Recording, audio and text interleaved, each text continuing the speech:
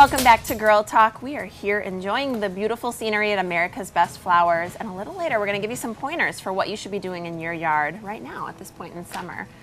Right now we're going to give you some pointers about what maybe you should do if you get pulled over, which a lot of us don't want to admit to, but you don't have to admit it. You can just learn some tips, and we're going to get some fabulous tips. This is Jair with Alvarez Law. Excuse me, I'm tripping over your name. But let's talk a little bit about this. This is traffic stop safety. So what do we do if we get pulled over? And I'm asking for a friend, of course. Of course. So the most important thing to do is remain calm. In traffic stops, a very important thing is officer safety. So one thing that I would suggest is if you get pulled over, just remain calm. The officer will walk up to you, probably request your license and registration, proof of insurance. Let them know what you're doing. Keep your hands in a visible place where they can see them at all times. Let them know, my license is in my wallet or it's in my purse. Can I reach for it?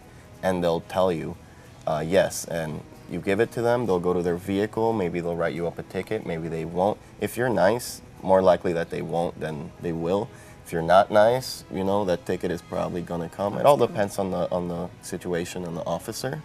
I think that's a good pointer to let them know what you're doing, because even though you know that you may not be a threat, you forget that they deal with some really challenging situations, and so that can be really scary probably for somebody if you're reaching and they don't know what you're grabbing or what you're doing, if they've been in those situations before. Absolutely, and you got to remember too, they do these multiple times a day, and if you're not the nicest driver, they don't have a reason to be nice to you either. So it's always best that you remain calm and be cordial. Mm-hmm. Absolutely.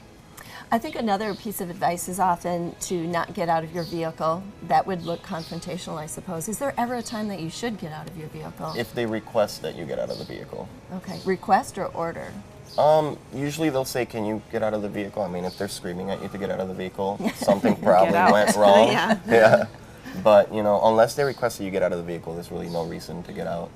Okay. It's so good to have your point of view, because there's been people out there maybe watching the show who are in law enforcement, and then there's the rest of us who aren't, and the perspective to be in the police officer in that moment or the person sitting in the driver's seat, both of those perspectives are biased. So it's good to have someone from the outside to say, hey, this is the best way to behave, because everyone's dealing with a different emotion at that time. So Absolutely. It's really good to have your point of view for everyone out there. Is there, speaking of that though, being the person in the driver's seat, at what point do you say, I've done something wrong, or if you felt like you haven't done something wrong, or maybe Yeah, didn't they think often you were ask, speeding. do you know why I pulled you over? Right. Do you answer How that? do you know, Janet? Just Yeah, kidding. wait a minute. I've seen it on TV. Well, you don't have to admit to any wrongdoing. You do or don't have to? You don't have to. Okay. And they'll let you know if you did something wrong, and there'll probably be a ticket coming along with that. Is it helpful to Sort of. say, yes, I know I've been speeding, or just to say, I have no idea? Like, what, does it matter?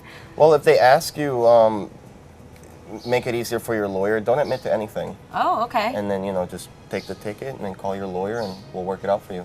That's probably, we're talking potentially more about some more serious things if you're looking to possibly hire a lawyer. And you, in your line of work, being a defense attorney, have obviously seen a lot. So what are some of the most common reasons that people get pulled over?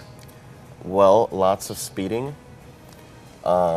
Changing lanes without signaling can get you pulled over. Yeah.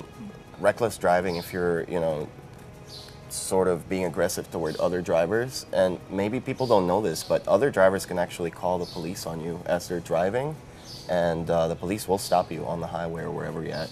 They can, based on other people calling. Sure. Well, that's good to know, actually, because obviously police officers can't be everywhere and can't see everything.